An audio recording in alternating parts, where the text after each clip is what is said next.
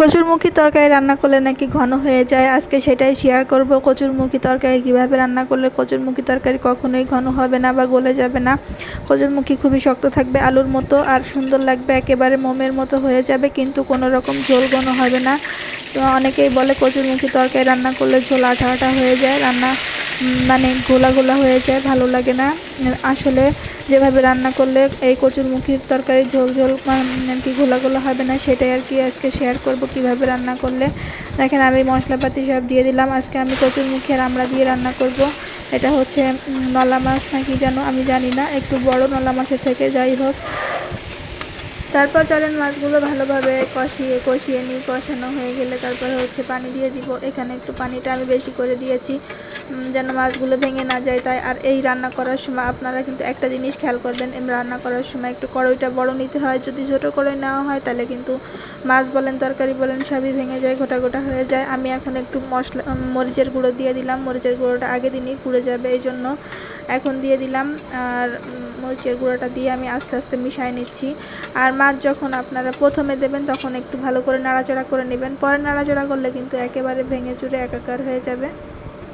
এই পর্যায়ে কিন্তু আমার মাছ প্রায় কষানো হয়ে গেছে। এখন আমি এক এক করে তুলে নিব। দেখেন আমি আস্তে আস্তে করে তুলে নিচ্ছি, বেশি গোটাগুটি করা যাবে না, তাহলে মাছগুলো একেবারে ঘুটে যাবে। যাই হোক, আমার কিন্তু মাছগুলো তোলা হয়ে গেছে, মাছের মাথাটাও তুলে নিলাম।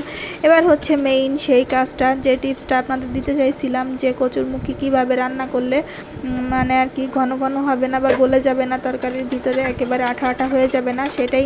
এই যে আমি প্রথমেই কচুরমুখী দিয়ে ভালো করে আমার যে মশলা মাখানোর দরকার নাড়িয়ে চাড়িয়ে নিলাম। এই পর্যায়ে বেশি নাড়াচাড়া করে নেবেন, এরপরে কিন্তু আর হবে না। দেখেন আমার কিন্তু ঝোল টেনে গেছে, তারপরেও কিন্তু আমি খুন্তি দিয়ে গুঁতোগুতি করলাম না। এই সময় যদি আপনি গুঁতোগুতি করেন তাহলে কিন্তু কচুরমুখীটা ভেঙে যাবে। এই সময় করতে হবে কি, আপনি এখানে জলের পানি দিয়ে দিবেন, কোনো রকম গুঁতোগুতি করা চলবে না। জলের পানি দিয়ে ভালো করে বলক উঠতে দিবেন, বলক ওঠার পরে হালকা হালকা নেড়ে দেবেন। দেখেন কচুরমুখী কিন্তু সিদ্ধ হয়ে গেছে, আর তরকারির ভিতরে কিন্তু গলবেও না, গোলা গোলাও হবে না, আঠা আঠাও হবে না। যাই হোক, এ পর্যায়ে আমি কিন্তু মাছ দিয়ে দিলাম। কষানো মাছগুলো উঠায় রাখছিলাম, মাছগুলো দিয়ে দিলাম। মাছগুলো দিয়ে এখন একটু হালকা হাতে নাড়াচাড়া করে ঢেকে দিলাম। এ পর্যায়ে আপনি 2-3 মিনিট বা 5 মিনিট ঢেকে রান্না করবেন, আর হালকা হাতে একটু নাড়াচাড়া দিয়ে দেবেন। ব্যাস, তরকারি কিন্তু আপনার হয়েই যাবে এই পর্যন্ত। আর কিন্তু কোনো ঝামেলা নেই। এখানে আবার আমি একটু টক ব্যবহার করব। টকটা একেবারে সবার লাস্টে দিব, লাস্টে দিয়ে 2-1 মিনিট জাল করব।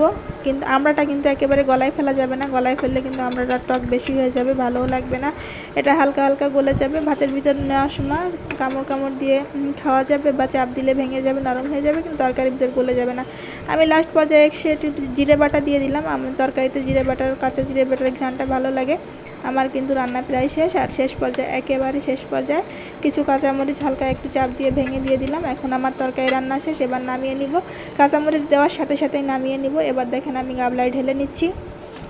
তরকারি কালারটা কিন্তু অসাধারণ হয়েছে। ঝোলটা আপনি দেখতেই পাচ্ছেন, আপনারা কোনো রকম ঘন হয়নি, কিন্তু কালারটা অনেক সুন্দর হয়েছে। যাই হোক বন্ধুরা, আজকে আমার ভিডিওটা এই পর্যন্ত যারা দেখলেন শেষ পর্যন্ত, সকলকে অসংখ্য ধন্যবাদ। আপনারা যারা দেখছেন সুন্দর একটা কমেন্ট করে দিবেন, আর আমার চ্যানেলটাকে সাবস্ক্রাইব করে দিবেন। আশা করি আজকে পর্যন্ত আপনাদের ভালোই লাগছে। Tata bye bye. আমি একটু মাছগুলো উপরে উঠিয়ে দিলাম।